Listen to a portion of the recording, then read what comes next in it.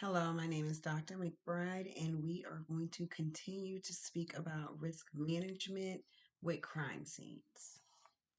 So, next, we're going to form a testable prediction.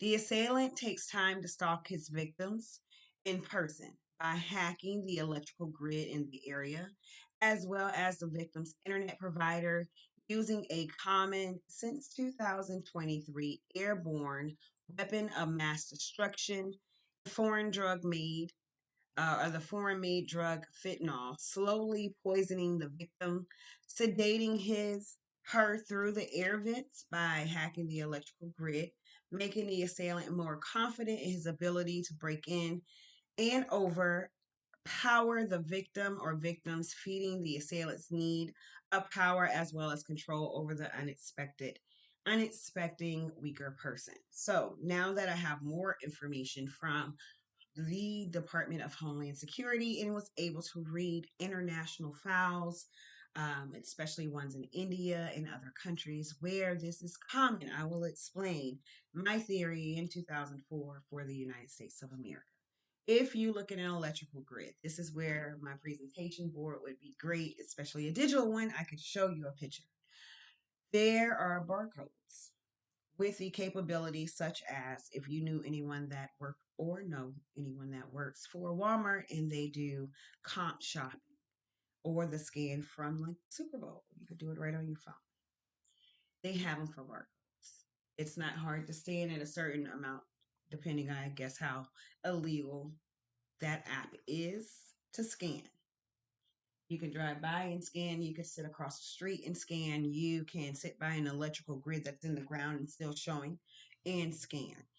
With that information, you have anything powered to electricity, including the internet service.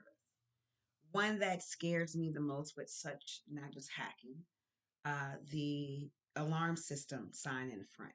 Instantly, they know who to hack, they know your address, and from there, you're on the black market. That is just riding by or running in the neighborhood, even if it's not their neighborhood.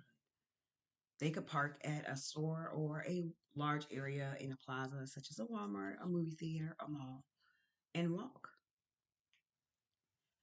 So now we are going to quickly test the prediction.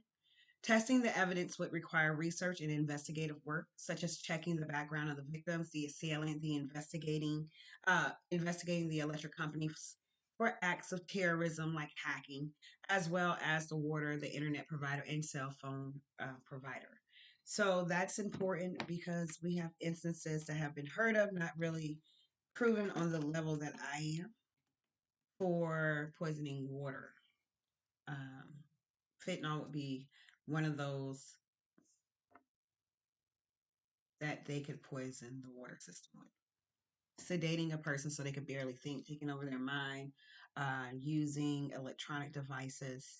Now it's more common that we're hearing it with the Havana syndrome, that what happened with pagers in, I believe it was in Israel or Gaza area.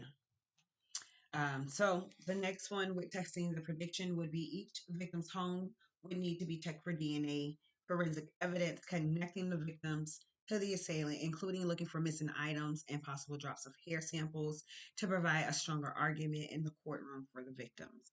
One with human sex traffickers, I am hearing a lot about, or people breaking into the home and at night and assaulting victims, sexually assaulting them. They take them straight to the shower. The drains are important. Around the tub is very important. The inside, the outside, the silicone, the toilet handle, the toilet lid. You want to look at the light switches. Of course, they're going to try to have on gloves, but there are things, even if you can detect latex gloves by the powder in the inside, you can detect these gloves that has been put in the pockets or hidden or touched other areas. You're going to be able to find something, even if it's cigarette butts in one area from where they have watched the window. Um, let's check our time. We'll go over a little bit more. Next, we are going to reevaluate the prediction for a new testable explanation. We are not always right the first time. So the assailant is not from the United States of America and has come to the country illegally. unable to find a person to be intimate with and bring the customs of his or her foreign country as well as natural life to the United States of America, entering the home for food or many homes because there were more than one in this case, entering the homes for food, money, and sex. With the customs in some Hispanic countries, human sex trafficking is still okay. Modern day slavery is allowed. It's not allowed here just because you're from somewhere else does not mean you can bring your customs here. It is illegal. It will stay illegal um, due to the health and the mind of our country. If that was the case, you would be a powering country, or those countries would be powering. But I cannot find a plausible way of how prostituting and which is comes with foreign diseases and death and violence and just the way you interact with each other, even socially, speak, and the level of equalness between genders and sex is not realistic. It's all forced, just like slavery that was once in America, but focused on race as well as sex. Women got the right to vote in 19. So a little bit over 100 years ago. It was reevaluated. 1919 was the original. So we're going to talk about what is deductive reasoning next, and a little bit more.